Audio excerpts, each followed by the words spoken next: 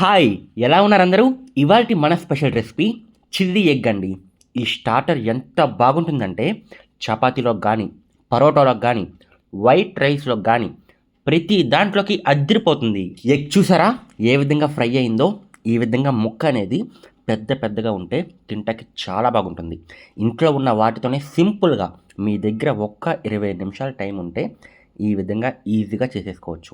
ఇది చపాతీలోకి మాత్రమే కాదు, వైట్ రైస్లోకి మాత్రమే కాదు, విడిగా కూడా తినొచ్చు. స్టార్టర్ నెక్స్ట్ లెవెల్ ఉంటుంది. స్టార్ట్ చేసేద్దాం పదండి.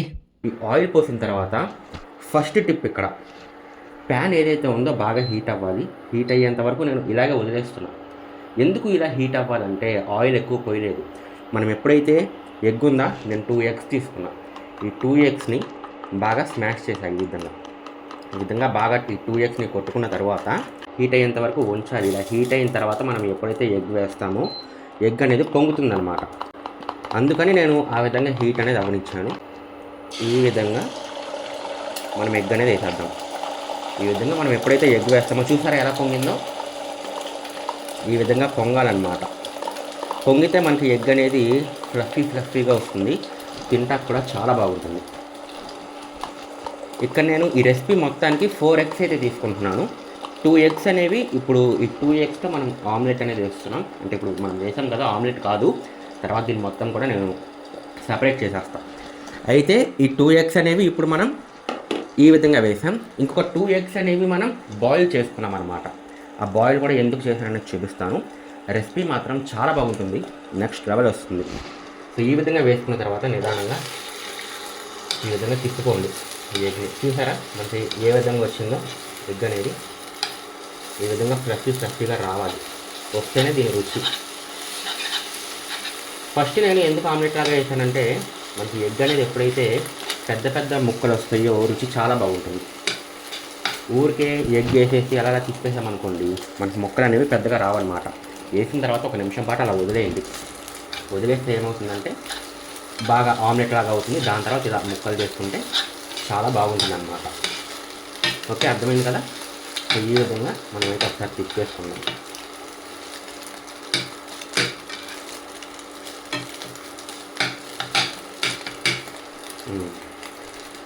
లైట్గా మనకి రెడ్ కలర్ అయితే వస్తుంది. ఈ విధంగా వచ్చేంత వరకు ఉంచిన తర్వాత ఈ ఎగ్స్ని అయితే తీసేద్దాం. నేను ఒక ప్లేట్ అయితే తెస్తాను, చిన్న ప్లేట్ అయితే తెచ్చుకుంటా. ఓకే, ఇప్పుడు మనకి ఎగ్స్ అనేవి ఈ 2 ఎగ్స్ అనేవి మంచిగా ఫ్రై అయ్యాయి. చాలు, ఈ కన్సిస్టెన్సీ సరిపోద్ది అనమాట. మనకి ఈ విధంగా లైట్గా ఈ విధంగా ఎర్రగా అయితే సరిపోతుంది. ఇప్పుడు ఈ ఎగ్స్ అనేవి తీసేద్దాం. ఈ 2 ఎగ్స్ వేసాం కదా, ఈ 2 ఎగ్స్ నేనైతే తీసేస్తాను.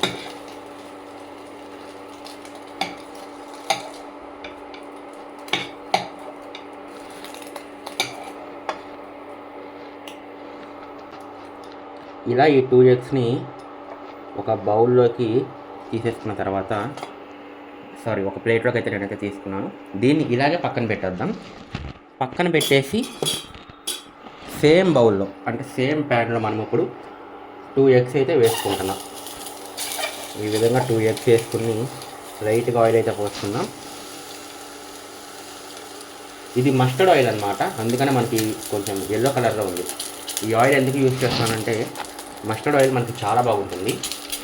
అలాగే ఫ్యాట్ కూడా చాలా తక్కువగా ఉంటుంది మస్టర్డ్ ఆయిల్లో. అందుకని నేను ఈ మస్టర్డ్ ఆయిల్ అనేది ప్రిఫర్ చేస్తున్నాను. ఎప్పుడైతే మనం ఈ 2 ఎగ్స్ అనేవి ఏ విధంగా ఫ్రై చేసుకుంటున్నామో లైట్గా పసుపు అయితే వేసుకుందాం ఈ రెండింటి మీద. పసుపు అలాగే లైట్గా ఉప్పు వేద్దాం. ఎగ్కి మంచి ఫ్లేవర్ అయితే వస్తుందన్నమాట.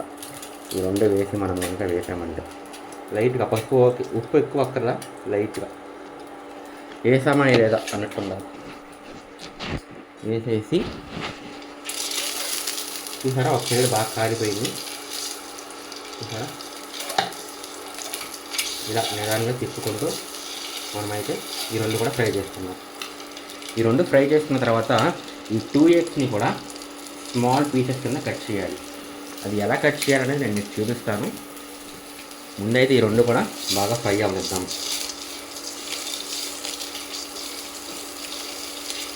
లైట్గా ఫ్రై అయితే సరిపోతుంది, ఓకే అక్కర్లేదు. ఎందుకంటే మనం తర్వాత మొత్తం మళ్ళీ ఫ్రై చేస్తాం, అప్పుడు మొత్తం కూడా మంచిగా ఫ్రై అవుతుంది అన్నమాట.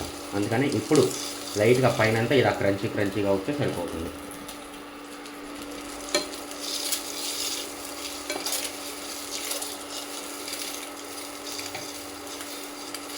ఓకే, ఇప్పుడు మనకి 2 ఎగ్స్ కూడా మంచిగా ఫ్రై అయితే అయిపోయినాయి.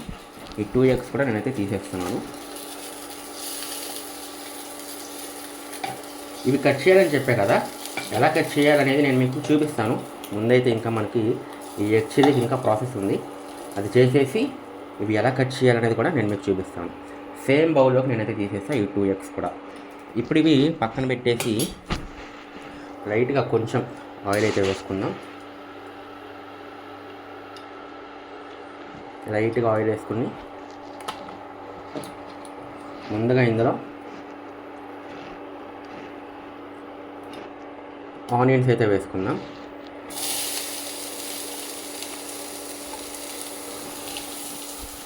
ఆనియన్స్ కూడా ఒక సీక్రెట్ అయితే ఉంది ఏ విధంగా వేపాలనేది. నేను మీకు చూపించే రెసిపీ చాలా బాగా వస్తుంది. దీన్ని చపాతీలోకి ట్రై చేశారంటే చాలా నెక్స్ట్ లెవెల్ ఉంటుంది ఈ ఎగ్ చిల్లీ అనేది. వైట్ రైస్లో కూడా చాలా బాగుంటుంది, బట్ చపాతీలోకి అయితే చెప్పక్కర్లేదు, చాలా బాగుంటుంది. అయితే ఇక్కడి నుంచి మీకు సీక్రెట్స్తో ప్రతి సీక్రెట్ కూడా క్లియర్గా ఎక్స్ప్లెయిన్ చేస్తూ చెప్తా. ఇప్పుడు ఫస్ట్ మనం ఆనియన్స్ వేసాం కదా, ఈ ఆనియన్స్ని పచ్చిగా ఉంచుకోవడం అనమాట. ఈ ఆనియన్స్ అనేది ఫుల్గా గోల్డెన్ కలర్ వచ్చేంత వరకు వేసుకోవాలి.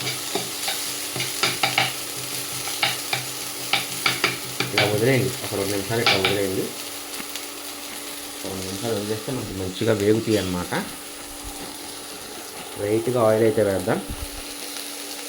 ఆయిల్ ఇందాక కొంచెం ఎక్కువ వేసాం, కాకపోతే ఎగ్స్ ఏవైతే ఉన్నాయో ఆయిల్ అనేది కొంచెం ఎక్కువగా పీలుస్తాయి అన్నమాట. ఓకే, చూసారా నాకు గోల్డెన్ కలర్ అనేది లైట్గా వచ్చి, ఇప్పుడు ఈ ఆనియన్స్ ఇలా లైట్గా పక్కకి జరుపుకుని ఇందులోనే లైట్గా క్యాబేజ్ అనేది వేసుకుందాం. ఈ క్యాబేజ్ కూడా నేను చూడండి ఎంత సన్నగా కట్ చేశాను చూడండి. ఇంత సన్నగా ఉండాలన్నమాట. ఎప్పుడైతే ఇంత సన్నగా కట్ చేస్తామో మనకు టేస్ట్ అనేది చాలా బాగా వస్తుంది. ఇది తీసేస్తున్నా, ఇది కొంచెం లావుగా వచ్చింది. సన్నగా ఎందుకు అంటున్నానంటే ఎప్పుడైతే మనం సన్నగా వస్తామో మనకు ప్రతి కూరగాయ కూడా బాగా ఉడుకుతుంది.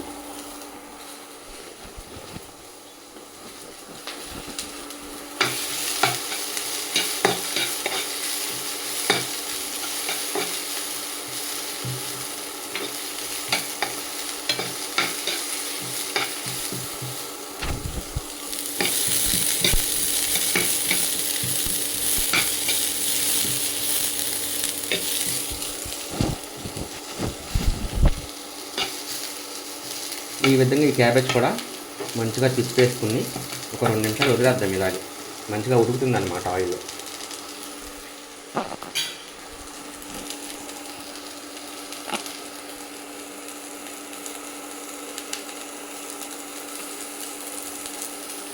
ఈలోపు నేను ఎగ్స్ అనేవి కట్ చేసుకుంటా.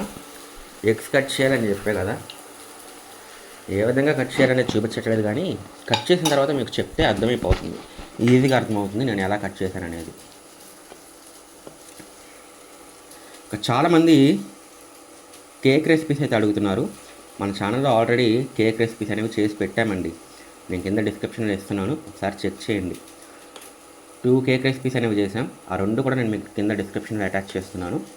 దాని మీద ట్యాప్ చేసి చూసేయండి. 2 కేక్ రెసిపీస్ కూడా మీకు ఓవెన్ లేకపోయినా సరే చేసేయచ్చు. కేక్ పెద్ద కష్టమేం కాదు, ఈజీగా చేసేయచ్చు. ఓవెన్ అక్కర్లేదు, ఓవెన్ లేకపోయినా చేసేయచ్చు. ఓకేనా?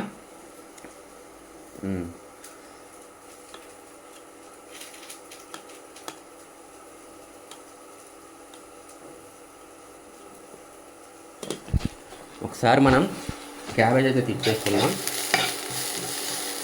క్యాబేజ్ కూడా మంచిగా చూసారా ఈ విధంగా కలర్ అనేది రావాలన్నమాట. ప్యూర్ గోల్డ్ వచ్చేయాలి, ప్యూర్ గోల్డెన్ కలర్ వచ్చేంత వరకు వేపాలి.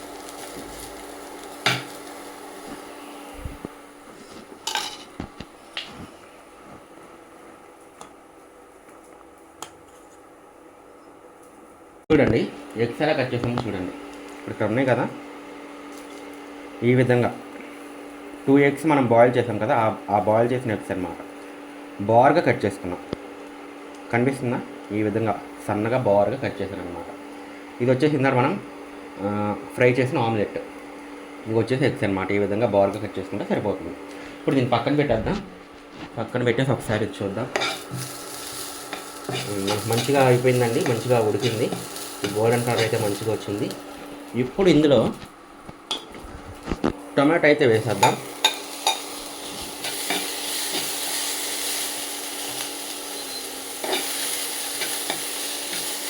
టొమాటో కూడా వేసేసి మంచిగా ఫ్రై చేద్దాం. టొమాటో నేను ఒకటే వేసాను. ఆ టొమాటో కూడా వీలైనంత సన్నగా కట్ చేసుకున్నాను అనమాట.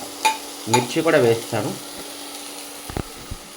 మిర్చి కూడా వేసి మిర్చితో పాటుగా ఒక 2 ఎండుమిరకాయలు అయితే వేసుకుంటాం. ఎందుకంటే ఈ చిల్లీ ఎగ్కి ఎండుమిరకాయలు మంచి రుచి అయితే ఇస్తుంది. ఈ విధంగా చిన్న చిన్నగా కట్ చేసుకుని 2 ఎండుమిరకాయలు అయితే నేనైతే వేసేస్తున్నాను. వేస్తాను కదా. ఇప్పుడు నీట్గా మొత్తం అంతా కూడా తిప్పుకుంటూ కలుపుకున్నాం.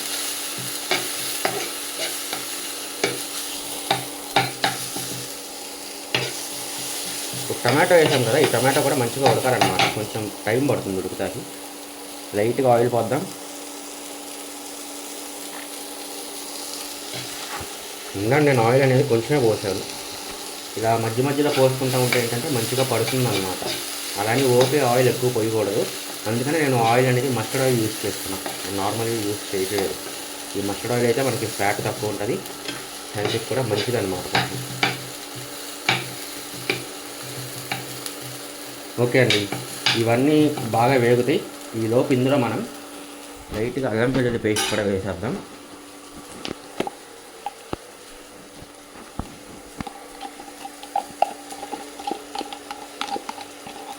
అల్లం వెల్లుల్లి పేస్ట్ అనేది మ్యాండేటరీ, వేయాల్సిందే. అప్పుడే మనం అనుకున్న టేస్ట్ అనేది వస్తుంది ఇందులో. చూసారా? ఈ విధంగా అల్లం పేస్ట్ కూడా నేనైతే వేసేసాను.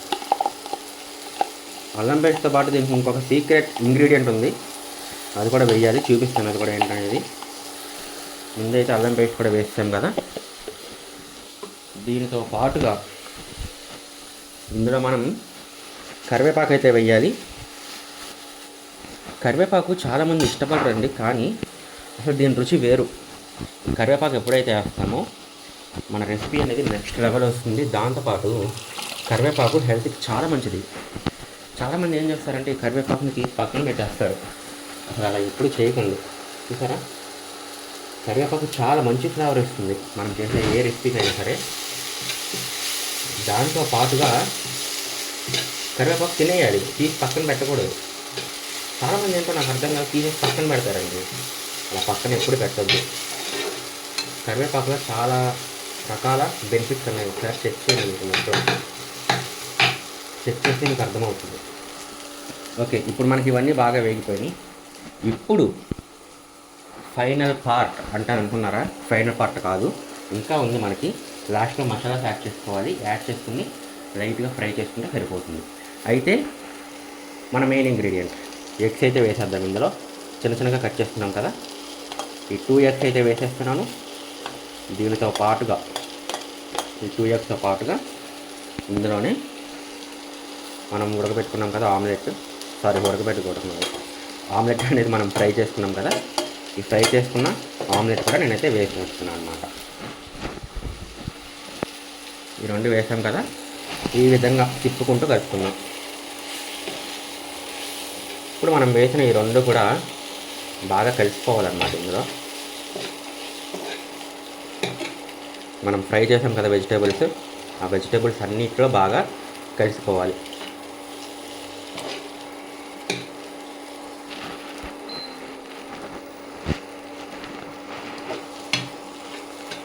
ఈ విధంగా నిదానంగా కలుపుకోండి. కలిసిన తర్వాత ఇప్పుడు ఇందులో మనం ఏమి యాడ్ చేద్దాం? మన మసాలాస్ అనేవి యాడ్ చేయాలి ఇందులో. ఇంకా ఫైనల్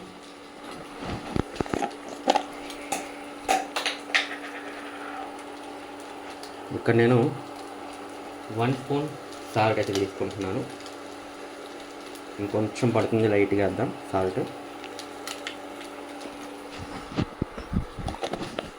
సాల్ట్తో పాటుగా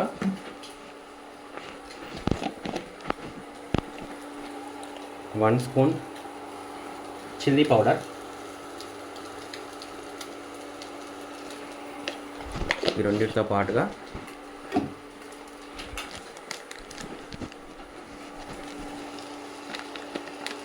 1 స్పూన్ ధనియా జీరా పౌడర్ అనమాట. ఇది తెలుసు కదా, ధనియా జీరా పౌడర్ చాలామందికి తెలుసు. 3 వేసిన తర్వాత ఒకసారి తిప్పుకుందాం, ఎందుకంటే కింద బాగా ఫ్రై అయ్యి మాడిపోయే అవకాశం ఉంది కాబట్టి లైట్గా ఒకసారి తిప్పేసుకుని దీనిలోనే ఇంకొన్ని యాడ్ చేయాల్సినవి ఉన్నాయి, చూపిస్తాను. మసాలా తెచ్చుకోవడానికి అయితే వెళ్తున్నా, ఏమేమి యాడ్ చేయాలనేది. లైట్గా బ్లాక్ పెప్పర్ పౌడర్ అన్నమాట.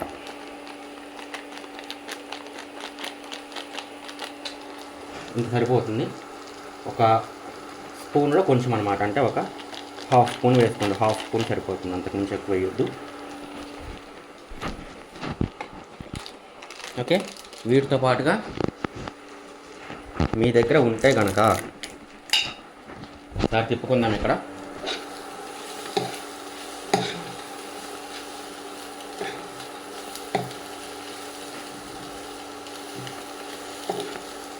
వీటితో పాటుగా ఇందులో మనం వేయాల్సింది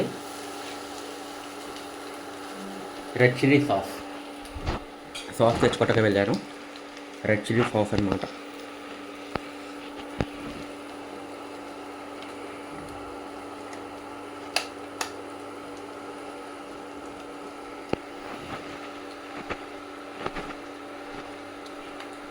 ఈ రెడ్ చిల్లీ సాస్ కూడా చాలా మంచి ఫ్లేవర్ అయితే వస్తుంది. ఈ సాస్ కూడా లైట్గా వేస్తుంది. రెడ్ చిల్లీ సాస్తో పాటు ఇందులోనే లైట్గా సోయా సాస్ కూడా వేస్తున్నాం. సోయా సాస్ కూడా ఎక్కువ అక్కర్లేదు, ఒక స్పూన్లో 1/4 స్పూన్, అంటే ఒక 2-3 బొట్లు అనమాట, అంతే. ఎక్కువ వేయకూడదు, ఎక్కువ వేస్తే మనకి ఘాటు వస్తుంది. ఇంక రెసిపీకి ఫైనల్గా ఇందులో మనం వేయాల్సింది వచ్చేసి వైట్ పెప్పర్ పౌడర్.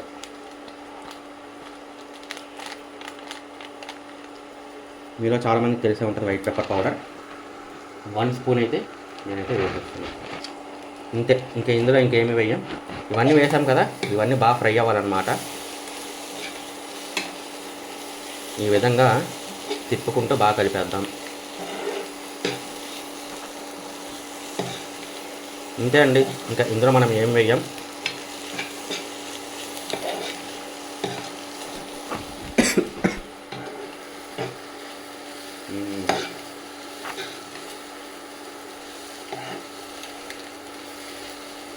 ఈ విధంగా నిదానంగా తిప్పుకుంటూ బాగా కలిపేస్తే మన ఎగ్ చిల్లీ రెసిపీ అనేది రెడీ అయిపోయినట్టే.